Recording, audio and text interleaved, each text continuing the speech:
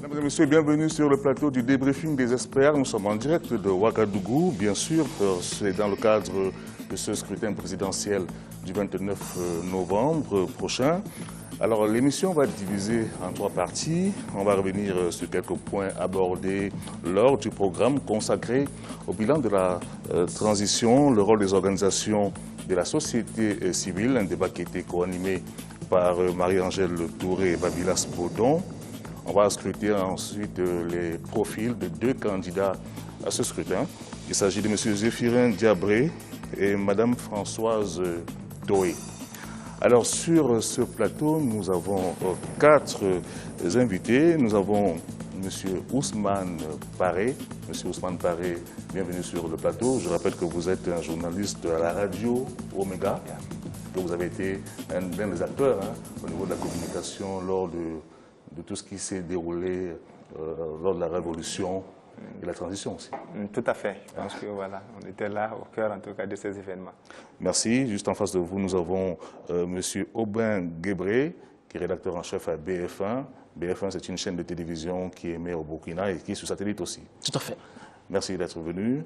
Nous avons M. Harouna Kaboré, qui est, il faut bien que je précise, président du think tank Burkina International et qui est porteur de la campagne Le Faso d'abord pour la promotion des valeurs républicaines. Bienvenue. Merci. Il s'agit de quoi, rapidement? Il s'agit de la promotion de la primauté des valeurs républicaines. Vous menez une campagne en ce moment-ci Qui dure 6 mois. 6 mois. Et qui sensibilise les uns et les autres sur les différentes valeurs contenues dans Mais qui va donc aller au-delà de la transition? Tout à fait, qui va jusqu'en avril prochain. Merci. Et nous avons bien sûr Thierry Hott, qui est éditorialiste et qui ne manquera pas quelquefois de pouvoir relancer le débat. Thierry, merci d'être là. Bonsoir Thierry, bonsoir à tous et bienvenue dans ce débriefing des experts.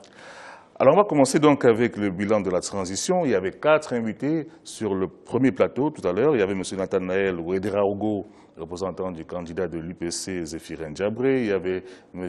Amidou Valian qui représentait le Balai citoyen. Bassolma Bazier, secrétaire général de la CGTB, c'est un syndicat. Mamadou Cabré, député du CNT sur le Conseil national de transition qui gère pour l'instant le pays. Alors ces 4 personnes ont pu donc aborder le bilan de la transition. Je vais demander déjà à Thierry Hott, qui était un observateur averti de la scène politique burkinabé, si de manière globale on peut dire que cette transition-là, qui est en train de s'achever, aurait été positive. Thierry, de mon point de vue, il est peut-être un peu prématuré aujourd'hui de faire un bilan global de cette transition.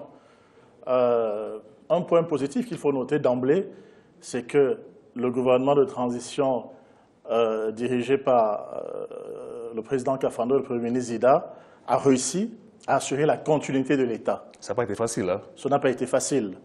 On en attendait beaucoup, mais c'est l'un des points positifs que je note, la continuité de l'État.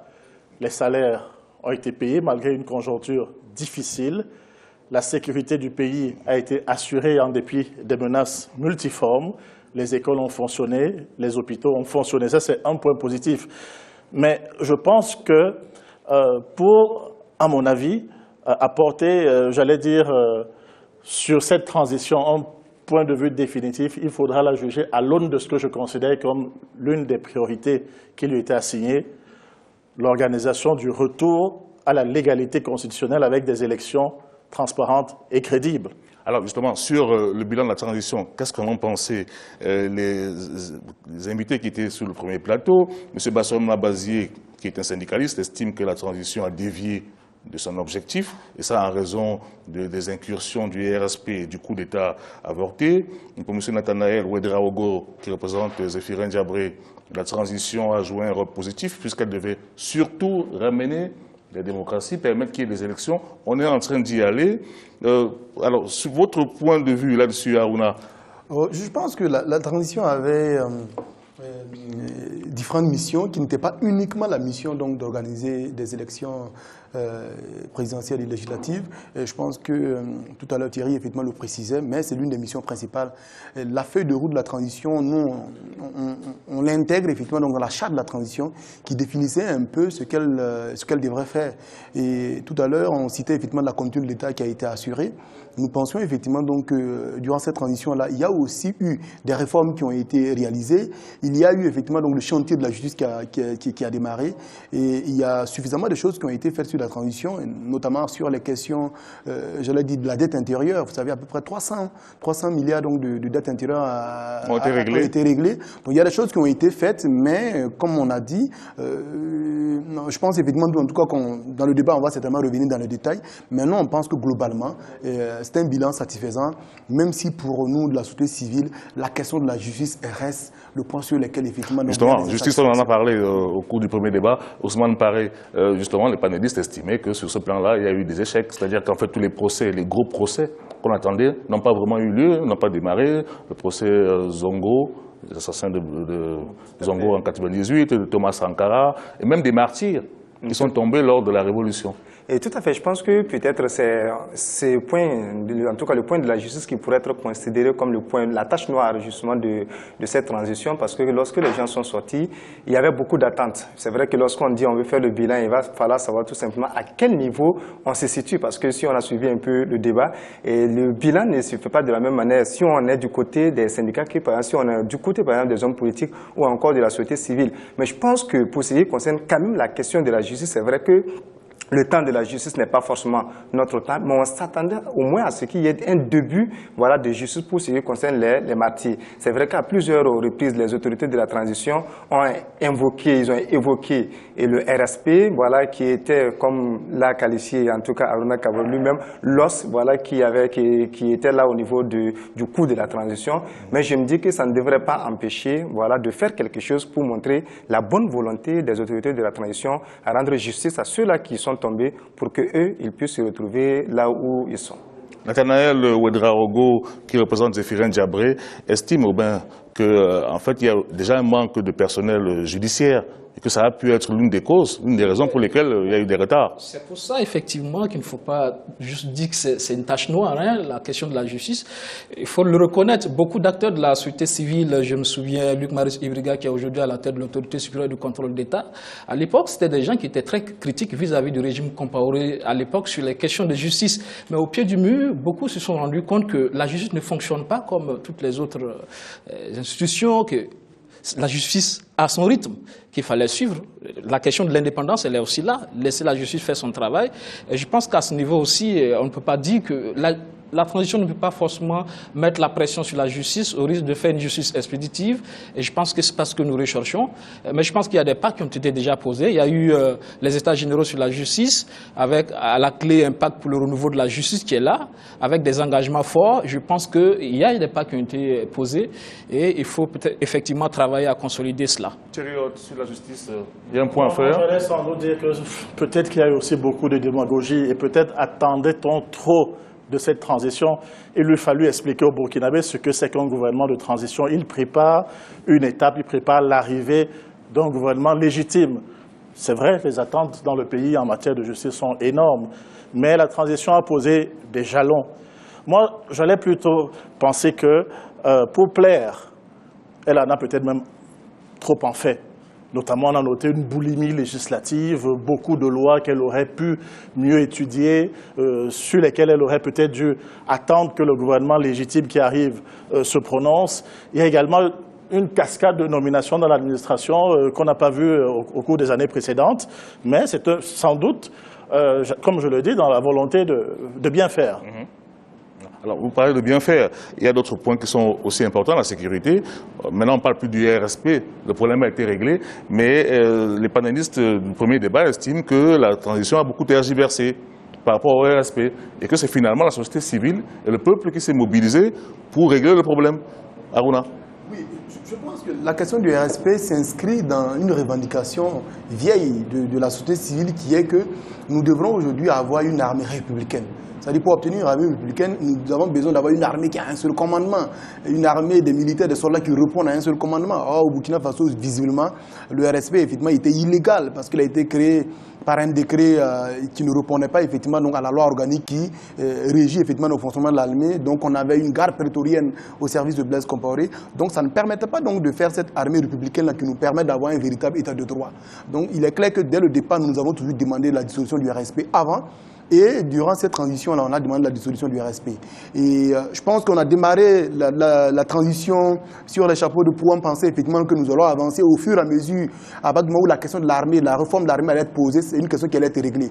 Mais très tôt, dès décembre, fin décembre, le RSP s'est manifesté. Première intrusion, deuxième intrusion en février, début février 2015, troisième intrusion en juin, juillet. Et puis bon, la dernière, c'est celle effectivement donc, qui a été le bras armé pour faire le push donc, de septembre.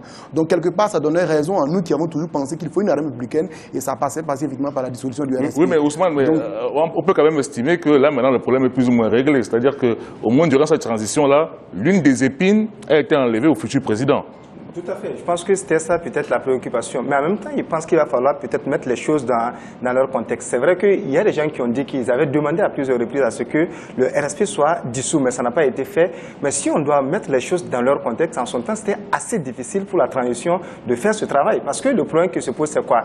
Il faut noter que le Premier ministre même de la transition, notamment Isaac Zida, est venu grâce à la bénédiction justement du RSP. Parce que l'élément très important dont on ne tient pas fréquemment compte, c'est comment est-ce que Blaise Compaoré a quitté le pouvoir? Quels sont les arrangements justement qui ont été faits à l'interne pour qu'on puisse aboutir à cette transition? Donc au début, il faut qu'on reconnaisse que le RSP quand même était au début de la transition que nous avons et donc il était assez difficile. Mais moi je pense qu'il faudra mettre tout simplement ça peut-être sous le compte, je ne sais pas, de la providence, qui nous a permis tout simplement de résoudre de façon... Et d'aller vers une armée républicaine. Thierry Haute avant Aubin Guébré, là-dessus, sous la sécurité. L'armée républicaine, on n'en est pas encore là. Hein. On n'en est pas encore là. Tout cela reste bien entendu à faire. J'allais interpeller plutôt Harouna Kaboré pour savoir justement comment se fait-il que, sachant que Isaac Yacouba Zida était numéro 3 du RSP, que la société civile et peut-être les partis politiques l'aient adoubé pour qu'il soit Premier ministre. Je pense qu'il faut dire que les positions, il y a des positions qui ont été battues en brèche. Si vous allez sur ma page Facebook, le 31 octobre, exactement 13h, lorsque, avec des camarades, on a reçu la lettre de démission de Blaise Compaoré, je postais encore, et c'est encore aujourd'hui, que nous ne voulons plus d'armée au pouvoir parce qu'elle y est depuis 1966. Donc c'était ma position, c'était la position de... Vous étiez porte-parole de la coordination de l'OSC durant cette transition-là, l'un des porte-parole avec Maître Kam. Alors vous voyez, donc ça a toujours été notre position sur la question aujourd'hui. Mais il faut dire qu'il y a un moment donné une charte de la transition qui a été adoptée de manière consensuelle par la société civile, les partis politiques, les autorités... Donc c'était un consensus. Qui arrivait effectivement à un consensus où on a une gestion du pouvoir, où il y a la société civile, il y a les partis politiques et tout le monde là. Mais on ne va pas ramener la chose, à partir du moment où on a signé cette charte-là, nous acceptons effectivement qu'à un moment donné, les Burkinabés ont communiqué, on gère le pouvoir de cette manière-là. Et nous sommes inscrits dans cette logique-là. Ça, c'était pour conserver la paix civile? Oui, parce que c'est toutes les forces vives qui sont mises ensemble pour gérer la transition. Oh ben. J'avoue que véritablement, moi, à ce niveau, je n'ai pas trop compris la société civile dans sa démarche à l'époque, lorsque Blaise Compaoré est parti et qu'effectivement, le RSP a manœuvré, parce qu'au départ, c'était le général Nabouri Traoré, chef d'état-major, qui devait gérer. Qui a déclaré qu'il prenait la tête du pays. Mais juste après, nous sommes juste à côté, nous voyons les éléments du RSP, effectivement, qui se plaignaient et qui disaient, qui donnaient un ultimatum très rapidement. Il fallait que Isaac Zida prenne les choses en main. Du coup, effectivement, c'est le RSP qui a placé, qui a voulu que Isaac Zida prenne les choses en main, avec la bénédiction, bien sûr, des organisations de la société civile. Et ça, cela, je n'ai pas véritablement compris, tout en sachant que Isaac Zida est un élément du RSP. On n'a pas compris. On a vu la société civile à la place de la nation, à la place de la révolution, porter l'homme, quand même. Ça, c'est une vérité. Les images sont là. On n'a pas compris. Et Oui, rapidement, oui. Oui, bien sûr. Non. Lorsqu'on a quitté l'état-major ce jour 31 octobre, les choses sont suffisamment claires. L'armée s'est réunie avec tous les généraux, y compris le corps qui est le RSP. Et ils ont choisi effectivement donc un interlocuteur, un porte-parole, parce qu'on demandait à l'armée effectivement de se mettre du côté du peuple. Et c'est Isaac Zida qui a été choisi comme porte-parole. Pas l'armée et le RSP. Pas l'armée et le RSP dans leur réunion. Et Isaac Zida est sorti. C'est comme ça qu'il est parti, il est passé devant et il est parti à la parole pour aller donner le message de l'armée. comme porte-parole. On n'a pas le message du RSP. Non, voilà. Donc à cet instant-là, c'est l'armée qui, c'est à l'intérieur de l'armée que le RSP a battu les autres et il a été choisi comme porte-parole et est venu donner le message. Donc quand il était là, qu'il venait à la place de la révolution, c'était pour donner le message. Et ce n'est pas la société qui disait qu'il avait adoubé, mais c'est plutôt le RSP qui a battu les autres généraux. Pour terminer sur cette séquence, voilà. Je voulais demander à Thierry Hott, on a beaucoup fustigé sur le plateau tout à l'heure le rôle de la CEDEAO. On estime que la CEDEAO a très vite montré qu'elle avait un camp, un parti pris, et ce n'était pas forcément le parti du peuple. Or, j'estime qu'il faut être honnête. Le procès fait à la CEDEAO est quand même injuste. Il faut noter, au regard des événements, du déroulement des événements, que l'arrivée à Ouagadougou du président Macky Sall a donné un nouveau souffle aux organisations de la société civile. Je pense que s'il n'était pas arrivé, peut-être que la situation n'en serait pas là. Maintenant, dans la gestion de la médiation, sans doute a-t-il eu de gros malentendus. M. Aruna Kaboré était là, il a participé, peut-être qu'il pourrait nous en dire plus. Mais c'est un procès trop injuste. Alors c'est un débat qu'on va poursuivre dans quelques minutes. Le temps de prendre une pause publicitaire, on revient.